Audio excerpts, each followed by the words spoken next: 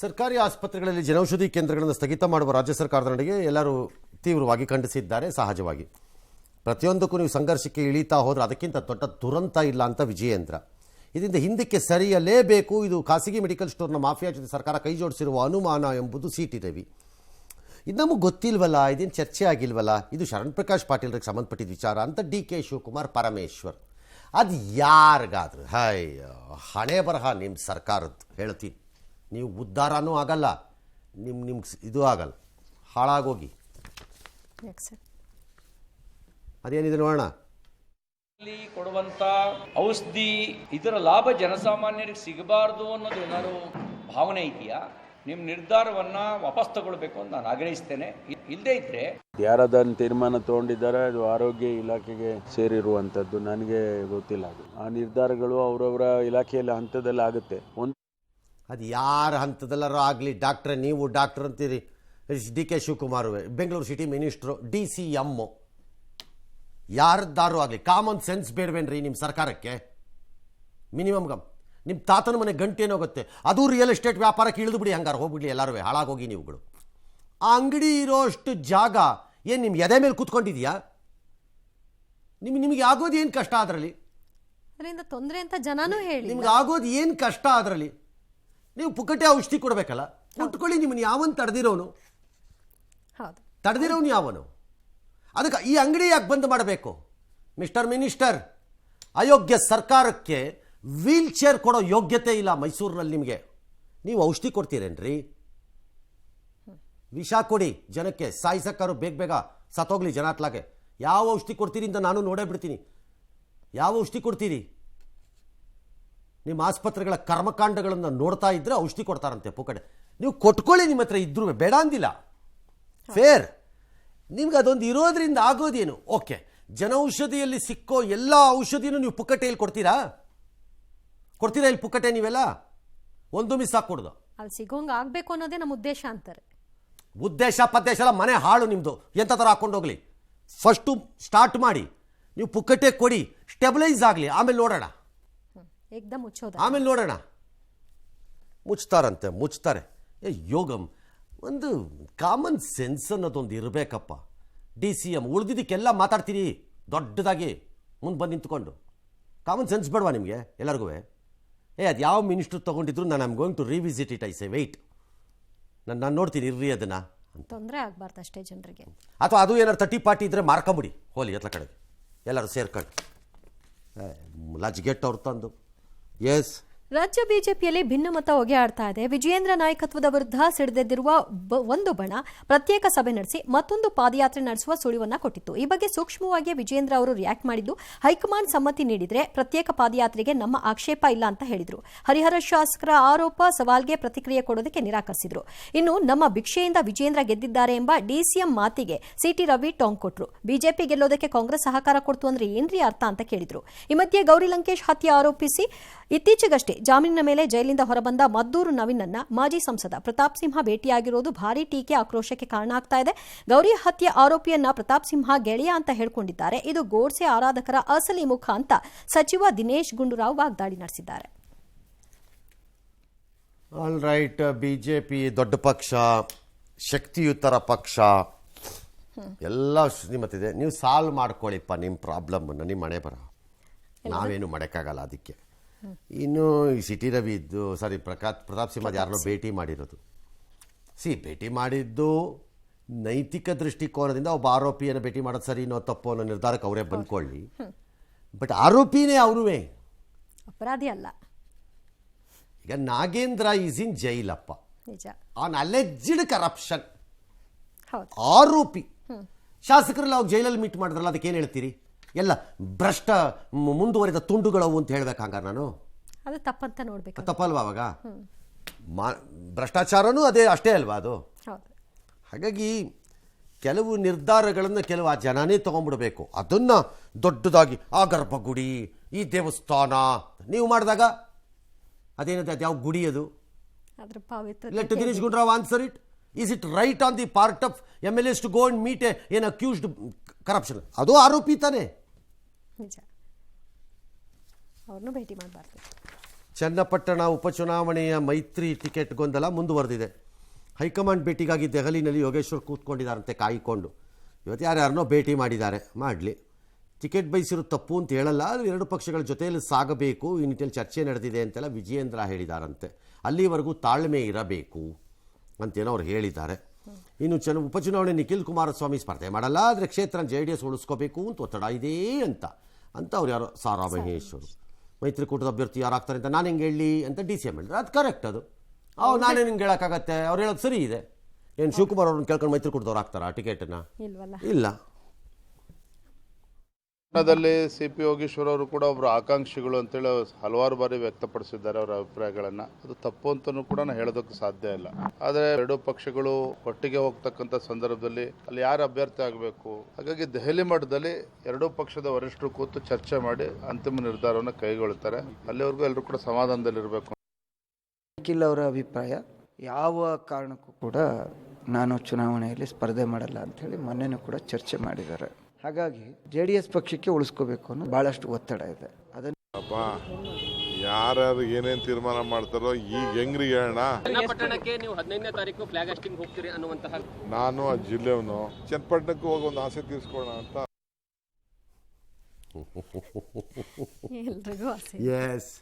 ಇನ್ನು ಪ್ರಮುಖ ಬೆಳವಣಿಗೆಯಲ್ಲಿ ಕೋಲ್ಕತ್ತಾ ಯುವ ವೈದ್ಯೆಯ ಹತ್ಯಾಚಾರ ಪ್ರಕರಣವನ್ನು CBIಗೆ ವಹಿಸಲು ಕೋಲ್ಕತ್ತಾ ಹೈಕೋರ್ಟ್ ಆದೇಶ ಕೊಟ್ಟಿದೆ. ಇದಕ್ಕೆ ಸಂಬಂಧಿಸಿದ ದಾಖಲೆಗಳನ್ನು ನಾಳೆ ಬೆಳಗ್ಗೆ 10 ಗಂಟೆಯೊಳಗಾಗಿ CBIಗೆ ನೀಡಬೇಕು ಅಂತ ಪೊಲೀಸರಿಗೆ ನಿರ್ದೇಶನ ನೀಡಿದೆ. ಇನ್ನು ಕಾಲೇಜಿನ ಪ್ರಿನ್ಸಿಪಾಲ್ ಸಂದೀಪ್ ಘೋಷ್ ದೀರ್ಘ ರಜೆ ಮೇಲೆ ತೆರಳಬೇಕು ಅಂತ ಹೈಕೋರ್ಟ್ ಆದೇಶ ಮಾಡಿದೆ.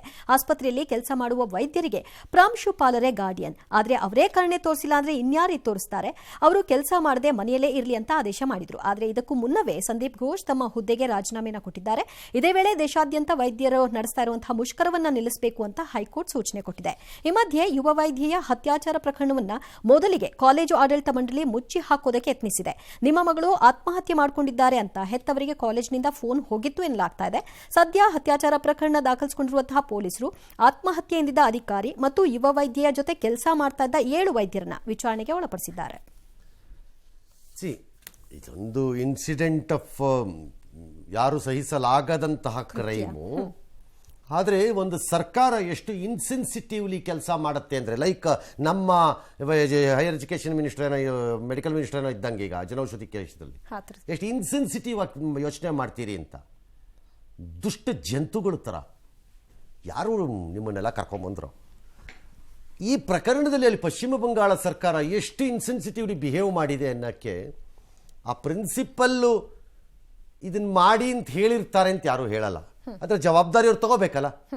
ತಗೊಂಡಾಗ ಆತನಲ್ಲಿಂದ ತೆಗೆದು ಗಂಟೆನೋ ದಿನಗಳ ಒಂದು ದಿನದೊಳಗಡೆನೋ ಇನ್ನೊಂದು ಕಡೆ ನೀವು ಪೋಸ್ಟಿಂಗ್ ಕೊಡ್ತೀರಲ್ಲ, ನಿಮ್ಮ ಸರ್ಕಾರಕ್ಕೆ ಯಾವುದ್ರಲ್ಲಿ ಮಖಕ್ಕೆ ಉದುರಿಸ್ಬೇಕು ಹಲ್ಲನ್ನು ಹೇಳಿ ಯಾರು?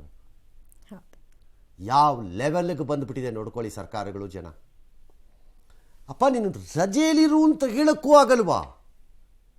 ಅಷ್ಟು ಮಾತ್ರ ಧೈರ್ಯ ತೋರಕ್ಕಾಗಲ್ಲ. ಧೈರ್ಯದ ಪ್ರಶ್ನೆ ಅಲ್ರಿ ಅದು. ಯಾವ ಧೈರ್ಯ? ಅಷ್ಟು ಹೇಳಕ್ಕಾಗದೆ ಇದ್ದ ಮೇಲೆ ಅದು ಏನು ಸರ್ಕಾರಗಳವು? ಅಮೇಝಿಂಗ್ ಇದು. ಈ ದೇಶದಲ್ಲಿ ಏನು ಬೇಕಾದರೂ ನಡೆಯುತ್ತೆ. ನಡೆದಾಗ ಹೇಳಿದ್ರಾಯ್ತು, ನಾಳೆ ಬೇರೆ ಎಲ್ಲರೂ ಇದಕ್ಕೆಲ್ಲ ಇದು ಎಲ್ಲ ಅವ್ರದ್ದು ಕಾರಣ, ಕೇಂದ್ರ ಸರ್ಕಾರ ಕಾರಣ ಅಂದ್ಬಿಟ್ರೆ ಆಯ್ತು, ಅವ್ರದ್ದು ಆದಾಗ ನೀವು ಕಾರಣ ಅಂದ್ಬಿಟ್ರೆ ಆಯ್ತು. ಇಲ್ಲಿ CBI ಕೊಡೋದನ್ನು ಕೋರ್ಟ್ ಹೇಳಬೇಕು. ಎಲ್ಲರೂ ಒಂದೇ.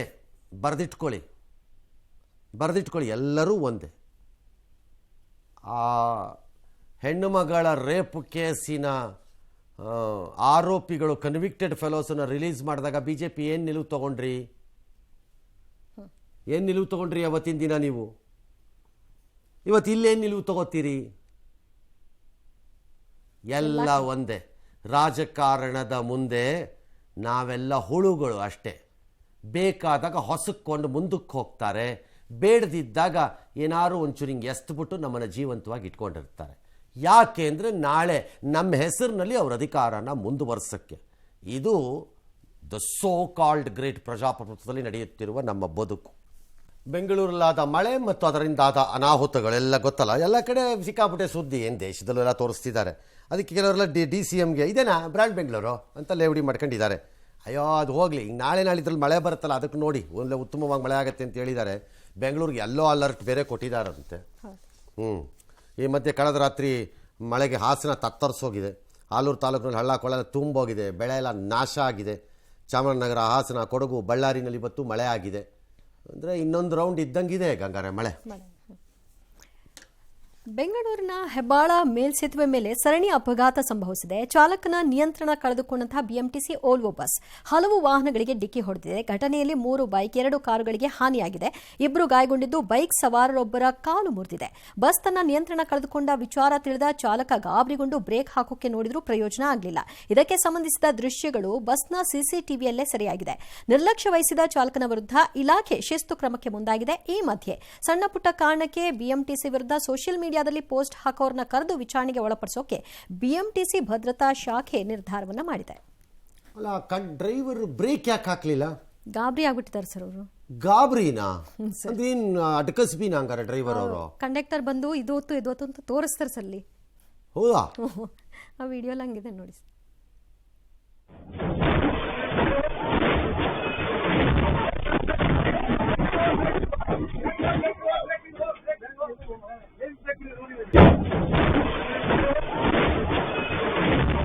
ಸರಿಯಪ್ಪ, ನನಗದು ಸಾಮಾನ್ಯ ಓಲ್ಬೋಗಿ ಭಾಳ ಎಕ್ಸ್ಪೀರಿಯನ್ಸ್ಡು ಸೀನಿಯರ್ ಆ ಥರ ಡ್ರೈವರ್ಸ್ ಹಾಕ್ತಾರಲ್ವಾ, ಅಷ್ಟೇ ಇನ್ಎಕ್ಸ್ಪೀರಿಯನ್ಸ್ಡ್ ಅವರು.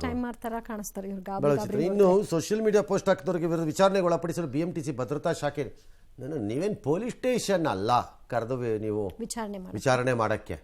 ನಿಮಗೆ ಅದು ಸರಿ ಇಲ್ಲ, ಅವಹೇಳನಕಾರಿಯಾಗಿದೆ, ಅದು ಫ್ಯಾಕ್ಚುಯಲಿ ರಾಂಗ್ ಅಂದರೆ ನೀವು ದೂರು ಕೊಟ್ಕೋಬೋದು. ಭದ್ರತಾ ಇಲಾಖೆ ಶಾಖೆ ಪೊಲೀಸ್ ಸ್ಟೇಷನ್ ಅಲ್ಲ. You cannot summon people. ಹಂಗೆ ಮಾಡಕ್ಕೆ ಬರಲ್ಲ. ಎಸ್, ನಿಮ್ಮ ಭದ್ರತಾ ಶಾಖೆ ಇರೋದು ಬಿಎಂಟಿಸಿಗೆ ಭದ್ರತೆ ಕೊಡಕ್ಕೆ, ಜನನ್ ಕರೆಸಿ ವಿಚಾರಣೆ ಮಾಡೋಕ್ಕಲ್ಲ. ನೀವು ಪೊಲೀಸ್ ಅಲ್ಲ. ಎಸ್. ಮೈಸೂರಿನ ಕೆಆರ್ ಆಸ್ಪತ್ರೆಯಲ್ಲಿ ವೀಲ್ ಚೇರ್ ಇಲ್ಲದ ಕಾರಣ ರೋಗಿಯನ್ನ ಪ್ಲಾಸ್ಟಿಕ್ ಚೇರ್ ಮೂಲಕ ಕರ್ಕೊಂಡು ಹೋಗ್ತಾ ಇದ್ದಂತಹ ಪ್ರಸಂಗ ವರದಿಯಾಯಿತು. ಇದಕ್ಕೆ ಸಂಬಂಧಿಸಿದ ವಿಡಿಯೋ ಕೂಡ ವೈರಲ್ ಆಯಿತು. ವೀಲ್ ಚೇರ್ಗಳು ಇಟ್ಟಿರುವ ಕೊಠಡಿಯ ಬೀಗ ಯಾರ ಬಳಿಯೂ ಇರಲಿಲ್ಲ, ಪರದಾಡ್ಬಿಟ್ರು. ಈ ಬಗ್ಗೆ ಸ್ಥಳೀಯ ಶಾಸಕ ಹರೀಶ್ ಗೌಡ ಗಟ್ಟಿ ಧ್ವನಿಯಲ್ಲಿ ಪ್ರಶ್ನೆ ಮಾಡುತ್ತಲೇ ನಾನು ರಾಜೀನಾಮೆ ಕೊಟ್ಟು ಹೋಗ್ತೀನಿ ಅಂತ ಅಧೀಕ್ಷಕರು ಅಲ್ಲಿಂದ ನಿರ್ಗಮಿಸಿದ್ದಾರೆ. ಇನ್ನು ಘಟನೆಗೆ ಸಂಬಂಧಿಸಿದವರ ಅಮಾನತಿಗೆ ಕೆಆರ್ ಆಸ್ಪತ್ರೆ ಆಡಳಿತಾಧಿಕಾರಿಗಳು ಶಿಫಾರಸನ್ನು ಮಾಡಿದ್ದಾರೆ. ಇನ್ನು 3 ದಿನದಲ್ಲಿ ಮುರಿದೋಗಿರುವಂತಹ ವೀಲ್ ಚೇರ್ನ ಸರಿಪಡಿಸ್ತೀವಿ ಅಂತ ಭರವಸೆ ಕೊಟ್ಟಿದ್ದಾರೆ. 3 ದಿನದಲ್ಲಿ ಮುರಿದು ಹೋಗಿರುವ ವೀಲ್ ಚೇರ್ ರಿಪೇರಿ, 3-4 ದಿನದಲ್ಲಿ ಡ್ಯಾಮ್ ಗೇಟೇ ರಿಪೇರಿ. ಇದು ನಿಮ್ಮ ಸರ್ಕಾರಗಳು. ಮುರಿದು ಹೋಗಿರುವ ವೀಲ್ ಚೇರ್, ಮಿಸ್ಟರ್ ಮಿನಿಸ್ಟರ್, ಜನೌಷಧಿ ಕೇಂದ್ರ ಯೋಗ್ಯತೆಗೆ ಮುರಿದೇ ಇರೋ ಡಿಸ್ಟ್ರಿಕ್ಟ್ ಹಾಸ್ಪಿಟ್ಲಲ್ಲಿ ವೀಲ್ ಚೇರ್ ಇಟ್ಕೊಳ್ಳೋಕ್ಕೆ ಯೋಗ್ಯತೆ ಇಲ್ಲದೆ ಇರೋ ನಿಮ್ಮ ಇಲಾಖೆಗೆ ಪುಕ್ಕಟ್ಟೆ ಔಷಧಿ ಕೊಡೋ ತಾಕತ್ತಿದೆಯೇನು? ಸರ್, ಒಂದು ರೂಮಲ್ಲಿ ಸ್ಟೋರ್ ಮಾಡಿದ್ದಾರೆ ಸರ್ ವೀಲ್ ಚೇರ್ನ. ಯಾರಾದ್ರೂ ಎತ್ಕೊಂಡು ಹೋಗ್ಬಿಡ್ತಾರೆ. ಸೆನ್ಸ್ ಬೇಡ ಸ್ವಲ್ಪನಾದ್ರೂ? ಸುಮ್ಮನೆ ಬಿಡೋದು ರೈಲನ್ನು. ಯೋಗ್ಯತೆಗೆ ಒಂದು ವೀಲ್ ಚೇರ್ ಇಟ್ಕೊಳ್ಳೋಕ್ಕಾಗಿಲ್ಲ ಕರೆಕ್ಟಾಗಿ, ಅವರು ಇದು ಮಾಡ್ತಾರಂತೆ, ಜನೌಷಧಿ ಕೇಂದ್ರ ಮಾಡ್ತಾರಂತೆ. ರೆಸ್ಲರ್ ವಿನೀಶ್ ಫೋಗಟ್ ಬೆಳ್ಳಿ ಭವಿಷ್ಯ ತೀರ್ಮಾನ ಆಗಬಹುದು ಇವತ್ತು ಅಂದ್ಕೊಂಡಿದ್ವಿ, ಆಗಿಲ್ಲ. ಬಿಕಾಸ್ ಆ ತೀರ್ಪನ್ನು ಆ ಮಂಡಳಿ ಏನಿದೆ, ಮಧ್ಯಸ್ಥ ಮಂಡಳಿ, ಅದು 16ನೇ ತಾರೀಕಿಗೆ ಮುಂದಕ್ಕೆ ಹಾಕಿದೆ. ಅವ್ರಿಗೇನು ರೋಗವೋ ಬೇಗ ತೀರ್ಪು ಕೊಡೋಕ್ಕೆ ಪುಷ್ ಮಾಡ್ಕೊಂಡು ಹೋಗ್ತಿದ್ದಾರೆ. ಏನೋ ಆಕೆಯ ಪರ ಹರೀಶ್ ಸಾಳ್ವೆ ಖ್ಯಾತ ವಕೀಲರು, ವಿದುಷ್ಪುತ್ ಸಿಂಗಾನಿಯಾ ಅವರೆಲ್ಲ ವಾದ ಮಂಡಿಸಿದ್ದಾರೆ. ಎಲ್ಲರೂ ಬರ್ಬೋದು ಅಂತ ಪ್ರಾರ್ಥನೆ ಮಾಡಿ ಅಷ್ಟೇ ಅಂತ ಹೇಳಿದ್ದಾರೆ. ಕರೆಕ್ಟು, ನಾವು ಅದೇ ಮಾಡಬೇಕು. 100 ಗ್ರಾಮ್ ಅಷ್ಟು ಹೆಚ್ಚಿದೆ ಅಂತ ಮಾಡಿದ್ದಾರೆ. ವಾದ ಏನು, ಆಕೆ ದೊಡ್ಡ ಕ್ರಿಮಿನಲ್ ತಪ್ಪಲ್ಲ, ಅದು ಗ್ರಾಮ್ ಜಾಸ್ತಿ ಆಗಿದೆ. ಹಂಗೆ ಅಂದ್ಬಿಟ್ಟು ಆಕೆ ಆಡೋಕ್ಕೆ ಇದು ಅಂತಂದ್ರೆ ಸಿಲ್ವರಾರು ಕೊಡಬೇಕಲ್ಲಪ್ಪ ಅಂತ ನಮ್ಮ ವಾದ. ನೋಡೋದು ಏನು ಮಾಡ್ತಾರೋ ಏನೋ ಗೊತ್ತಿಲ್ಲ. ಎಸ್. ಪ್ಯಾರಿಸ್ ಒಲಿಂಪಿಕ್ಸ್ನಲ್ಲಿ ಶೂಟರ್ ಮನು ಭಾಕರ್ ಮತ್ತು ಜಾವ್ಲಿನ್ ಥ್ರೋ ಸ್ಟಾರ್ ನೀರಜ್ ತುಂಬಾ ಕ್ಲೋಸ್ ಆಗಿ ಮಾತನಾಡ್ತಿರೋ ವಿಡಿಯೋ ಈಗ ವೈರಲ್ ಆಗಿದೆ. ಇವರ ಮಧ್ಯೆ ಲವ್ ಆಗಿದೆಯಾ, ಇಬ್ರು ಮದುವೆ ಆಗ್ತಾರಾ ಅನ್ನೋ ಪ್ರಶ್ನೆ ಹುಟ್ಕೊಂಡಿದೆ. ಇದಕ್ಕೆ ಸರಿಯಾಗಿ ಮನು ಭಾಕರ್ ತಾಯಿ ಜೊತೆ ನೀರಜ್ ಮಾತನಾಡ್ತಿರೋ ವಿಡಿಯೋ ಕೂಡ ಸದ್ದು ಮಾಡ್ತು. ಆದ್ರೆ ಮನು ಭಾಕರ್ಗೆ ಇನ್ನು 22 ವರ್ಷ, ಚಿಕ್ಕ ಹುಡುಗಿ, ನಮಗೆ ಮದುವೆ ಮಾಡುವಂತಹ ಆಲೋಚನೆ ಇಲ್ಲ ಅಂತ ಮನು ಭಾಕರ್ ಅವರ ತಂದೆ ಸ್ಪಷ್ಟನೆ ಕೊಟ್ಟಿದ್ದಾರೆ. ಮನು ತಾಯಿ ನೀರಜ್ನ ತಮ್ಮ ಮಗನಂತೆ ಕಾಣ್ತಾರೆ. ಅವರ ಮಧ್ಯೆ ಯಾವ ವಿಚಾರವಾಗಿ ಸಂಭಾಷಣೆ ಆಗಿದೆ ನಮಗೆ ಗೊತ್ತಿಲ್ಲ ಅಂತ ಅವ್ರು ಹೇಳಿದ್ದಾರೆ. ಆಯ್ತಪ್ಪ, ಅವ್ರು ಏನೋ ಅವ್ರ ಲೈಫ್ ಬಗ್ಗೆ ಅವ್ರು ತೀರ್ಮಾನ ತಗೋತಾರೆ. ಏನು ನೀವೆಲ್ಲ ಹೋಗಿ ನಿಮ್ಮನ್ನು ಕರೆದಿದ್ದಾರ ವಕೀಲಿ? ಕುತೂಹಲ ಯಾಕೋ. ಆಯ್ತು, ಅವ್ರೇನೋ ಅವ್ರು ನಿರ್ಧಾರ ಅವ್ರು ತಗೋತಾರೆ. ಬೇಕಿದ್ರೆ ತಗೋತಾರೆ, ಇಲ್ದಿರಿ ಇಲ್ಲಪ್ಪ. ಮತ್ತೊಂದು ಹುಡುಗ ಒಂದು ಹುಡುಗಿ ಮಾತಾಡ್ಬಿಟ್ರು ನಿಂತ್ಕೊಂಡು ಅಂದ ತಕ್ಷಣ ಅದು ಲವ್ವೇನಾ? ಅದು ಲವ್ವೇ, ಸಂಬಂಧಗಳು ಕಲ್ಪಿಸೋದು ಡಿಸೈಡೆಡ್. ಕಂಡವ್ರ ಬಗ್ಗೆ ಕಾಮೆಂಟ್ರಿ ಹಾಕಕ್ಕೆ ಸರಿಯಾಗಿದ್ದಾರೆ ಪ್ಲಾಟ್ಫಾರ್ಮ್ಗಳಲ್ಲಿ. ಬರೀ ಅವ್ರವ್ರ ಮನೆ ಒಳಗಡೆ ನೋಡಬೇಕು, ಹೆಗಣ ಬಿದ್ದಿರುತ್ತೆ.